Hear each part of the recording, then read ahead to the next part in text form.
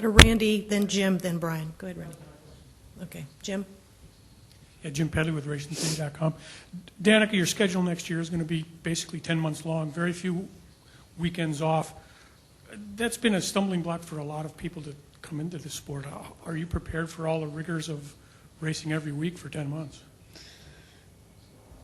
Well, this year and last year have been the same 10 months. It hasn't been as dense of a season, but I think last year I did 32 races, but it might have been 30 weekends.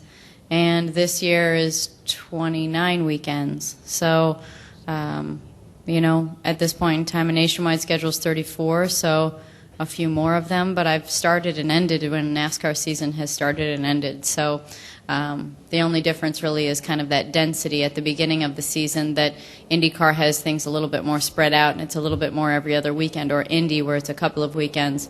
So I don't think it's going to be a huge transition from doing both of them for 30 weekends a year versus one for 34 or whatever it ends up being. Well, Brian, we'll come back to Lewis, and we'll end up with Nate. Brian Nelson, Motor Racing Network, Danica. As you've talked about, comparing Franchitti and Hornish and their situations, and then you look at yours, it strikes me that a lot of times people from a distance will look at a driver who's trying to make that transition, or any driver for that matter, and say that they have made it or they have flopped because of their own abilities alone, their own talents and so on. So I'm wondering, from you and your situation with the people that are around you, you mentioned the Uris, certainly Dale Jr., Mr. H, all of those people at Stewart Haas, the people that you'll be surrounded with, how much of a support or a help, a boost do you think that those people will be, so we don't judge you based, unfairly label you that way? Well, the first thing I think of is when you said that people either succeed or they fail, but there is so much in between that.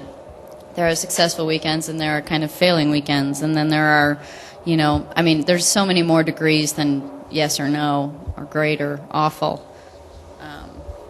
But that's my feeling on that. And the support that I have, it makes a big difference. It makes a big difference when you have people looking after you. And,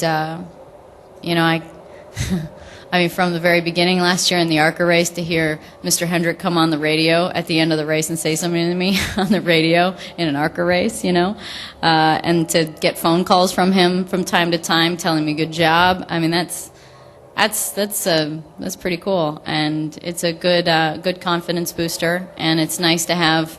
He's obviously paying attention, and if he's paying attention, he cares, and along with all the other people that go with it. So I'm really fortunate, and I feel like I have good people looking after me to hope to do their best to see me succeed.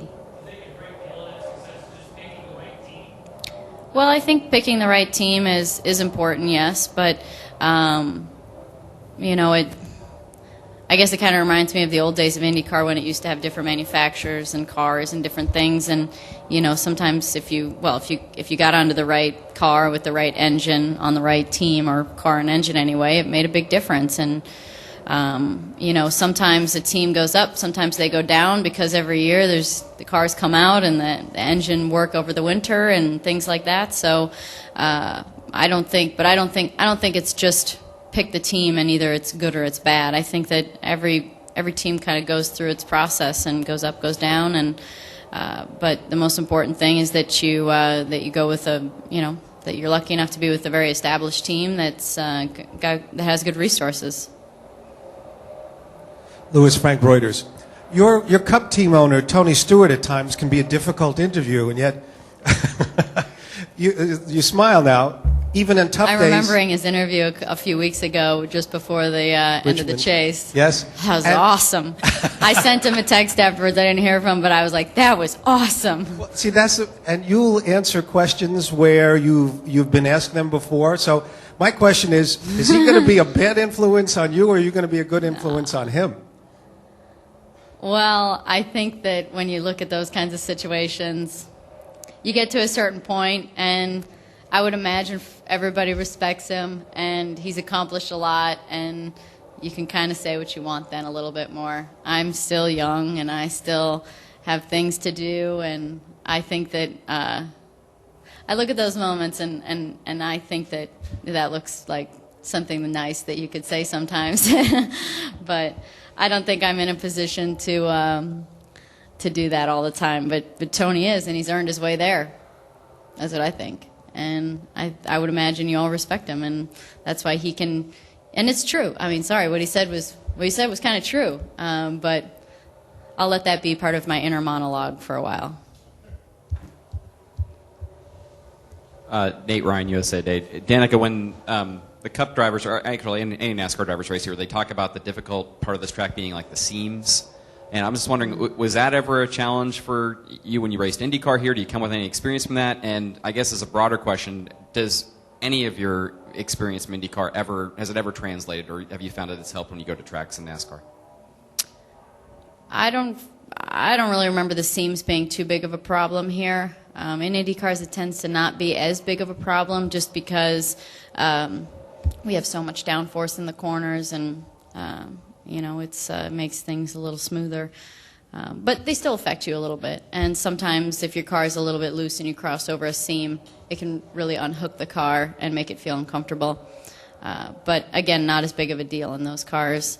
And then IndyCar to NASCAR. Honestly, it's more about just the experience. It's about the race experience. It's about looking at things unfolding in front of you and where to go and what to do and the instincts that you develop. But I think just driving cars in general helps you break down what it's doing in the corner.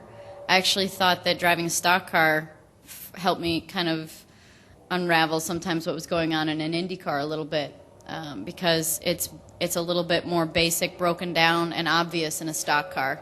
If you push in the middle and then you get loose on the exit, well, is the bigger problem putting the power down, or is it the fact that you're pushing in the middle? Sometimes you take the push out of the middle and it fixes it all. So, in an Indy car, things are a little bit more, to me, feel a little bit less obvious. So I feel like somewhat my stock car experience helped. But not really. They're very different. They do very different. They're very different. Right. Danica, thanks a lot. Good luck this weekend. All right, thanks.